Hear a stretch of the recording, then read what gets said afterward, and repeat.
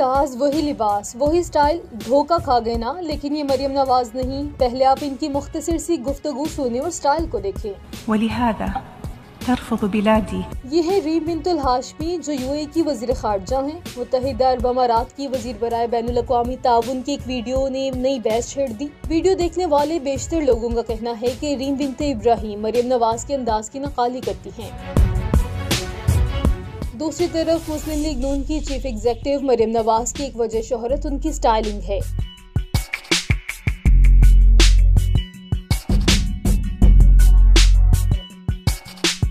मौका कोई भी हो, मलबूसात के इंतखाब में मरियम नवाज कभी आपको मायूस नहीं करेंगी। मरियम नवाज की खुश लिबासी का चर्चा मुल्क की समेत इंटरनेशनल पर भी दिखाई देता है। जो चीज देखने वालों को चौंकाने का बायस बनी वो है उनके लिबास और अंदाज की मरियम से हद दर्जा मुमासलत। हत्ता कि दोनों का हेयर स्टाइल भी एक जैसा है। रीम जैसा मोनोटोन लिबास मरियम की शख्सियत का भी खासा है। फिर वीडियो में उनके अंदाज़े गुफ्तगू ने भी सार्फिन को मरियम की याद दिलाई।